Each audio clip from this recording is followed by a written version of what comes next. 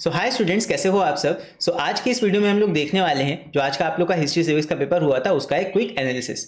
यहाँ पे हम एमसीक्यूज के करेक्ट आंसर्स देखेंगे एंड साथ में ये भी देखेंगे कि जो हमने डिस्कस किया था पैटर्न के बारे में क्या उसी तरह से क्वेश्चन यहाँ पे आए हैं या नहीं। राइट, तो without wasting any time let's get started.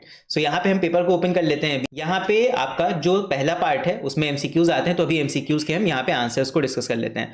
First हमारा एमसीक्यू है an ordinance has to be approved by the parliament within, so यहाँ पे हमारा करेक्ट ऑप्शन हो जाएगा 6 वीक्स। 6 हफ्ते के अंदर अंदर आपका ऑर्डिनेंस पास हो जाना चाहिए पार्लियामेंट के अंदर। राइट, चलो इसके बाद आते हैं आगे। फिर है the junior category of ministers who assist ministers. इसको मैं थोड़ा बड़ा कर देता हूँ ताकि आप लोगों को दिखाई दे। चलो, the junior category of ministers who assist senior ministers, तो इसका आपका करेक्ट ऑप्शन हो जाएगा डेप्यूटी मिनिस्टर्स। राइट, फिर इसके बाद नेक्स्ट है a major natural calamity has taken place and the opposition wants the house to lay aside all other business and take up this matter of urgent importance।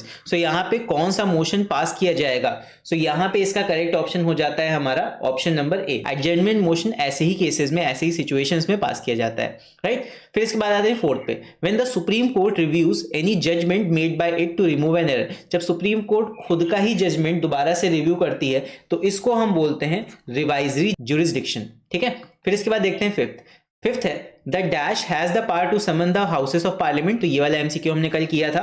It is the president, president के पास ये power होता है। Next देखते हैं, next है court of district जजेस। यहाँ पे सिविल केसेस देखे जाते हैं, तो सेशंस कोर्ट में किस टाइप के केसेस होते हैं? सेशंस कोर्ट में सिविल केसेस के साथ साथ क्रिमिनल केसेस भी देखे जाते हैं, तो क्रिमिनल केसेस यहाँ पे हो जाएगा। राइट, इसके बाद देखते हैं नेक्स्ट एमसीक्यू। नेक्स्ट है फिफ्थ, फॉर्मेशन ऑफ कांग्रेस हुई थी 1885 में, तो फॉर्मेशन ऑफ मुस्लिम लीग ये किस ईयर में हुई थी? ये हुई थी आपकी 1906 में। यहाँ का करेक्ट ऑप्शन हो जाएगा 1906, दैट मींस बी ऑप्शन हो जाएगा करेक्ट। नेक्स्ट देखते हैं, नेक्स्ट है eighth, the plan of partition of Bengal was proposed by. Eighth का हमारा करेक्ट ऑप्शन है सी, लॉर्ड कर्जन ने इसको प्रपोज किया था 1905 में। इसके बाद देखते हैं नाइन्थ। नाइन्थ है people protested against the dash because it had 7 British members and no Indian representation। तो ये था साइमन कमीशन। साइमन कमीशन में 7 ब्रिटिश मेंबर्स थे बट इंडियन कोई भी नहीं था, इसीलिए उसको रिजेक्ट कर दिया गया था। फिर इसके बाद 10 देखते हैं, the main objective of the assertive nationalist was. तो असर्टिव नेशनलिस्ट क्या चाहते थे? मेन उनका ऑब्जेक्टिव क्या था? वो चाहते थे पूर्ण स्वराज। ठीक है, self government under British rule ये चाहते थे आपके अर्ली नेशनलिस्ट, लेकिन असर्टिव नेशनलिस्ट चाहते थे पूर्ण स्वराज। फिर इसके बाद देखते हैं नाइन्थ है identify the early nationalist leader. तो इसमें से आपको कौन से अर्ली नेशनलिस्ट लीडर दिखाई दे रहे हैं? 11th का आपका करेक्ट ऑप्शन हो जाएगा option number A, which is Gopal Krishna Gokhale. फिर आते हैं आगे, अभी देखते हैं 12th, the Lucknow pact was signed between. तो लखनऊ पैक्ट में कांग्रेस यूनाइट हो गई थी दोबारा से, तो यहाँ पे करेक्ट ऑप्शन हो जाएगा option B, the Congress and the Muslim League के बीच ये पैक्ट साइन किया गया था। फिर इसके बाद देखते हैं अगला है 13, dash was the one of the causes of quit India movement. तो क्विट इंडिया मूवमेंट का कॉज क्या था? ये मैंने कल के एमसीक्यू में बताया था, ये था फेलियर ऑफ क्रिप्स मिशन। ठीक है, इसके बाद देखते हैं 14th, the international court of justice has dash जजेस। ये हो जाएगा 15। नेक्स्ट देखते हैं, इसके बाद 15th है which of these leaders was an architect of the non aligned movement. तो यहाँ पे हो जाएगा अब्दुल नासिर टीटू एंड आपके जवाहरलाल नेहरू जी थे, इन्होंने ही मिलकर नाम या नॉन अलाइन मूवमेंट बनाया था। फिर इसके बाद 16 देखते हैं, the immediate cause of the first world war. तो इसका करेक्ट ऑप्शन हो जाएगा, वैसे तो सारे ही कॉजेज हो सकते हैं, लेकिन जो इमीडिएट कॉज था वो था साराजीवो क्राइसिस। यहाँ पे आर्कड्यूक फ्रांसिस फर्डिनेंड का असैसिनेशन हो गया था, सो इसी वजह से साराजीवो क्राइसिस द करेक्ट ऑप्शन या फिर immediate cause of the first world war. I hope समझ में आ गया होगा। इसके बाद अभी हम देख लेते हैं कि किस टाइप के क्वेश्चंस आपके आज पूछे गए हैं। यहाँ पे इनको भी देख लेते हैं, क्या वैसे ही क्वेश्चन आए जैसे हमने यहाँ पे डिस्कस किए थे कि नहीं। क्वेश्चन नंबर 2, ये तो आपका मिक्स टाइप के क्वेश्चन होते हैं पूरे सिलेबस से।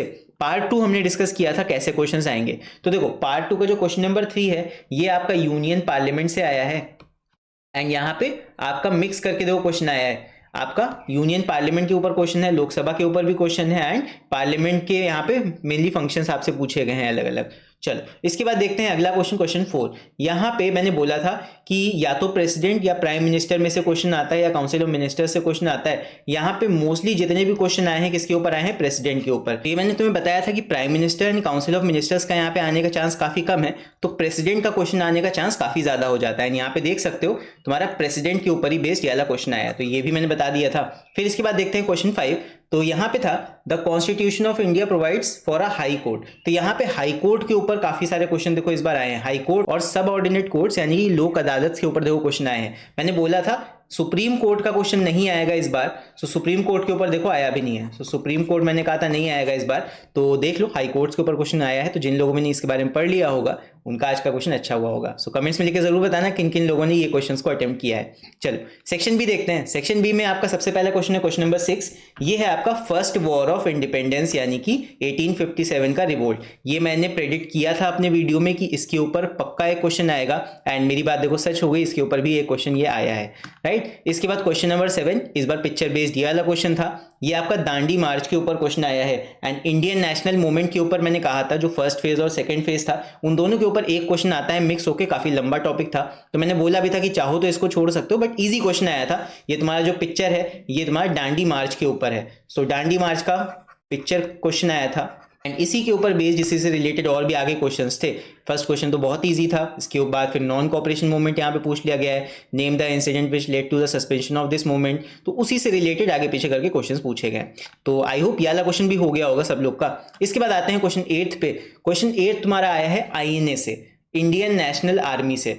तो मैंने अपने सेकंड वाले वीडियो में क्लियर कर दिया था कि जो मास फेज वाला क्वेश्चन आएगा क्वेश्चन 8, तो मास फेज में वो सारे चैप्टर्स थे कौन कौन से, यहाँ पे था INA एंड फॉरवर्ड ब्लॉक भी था। तो INA वाला क्वेश्चन देखो यहाँ पे आ गया, ये मैंने अपडेटेड वाले वीडियो में अपने क्लियर कर दिया था, चाहो तो देख सकते हो।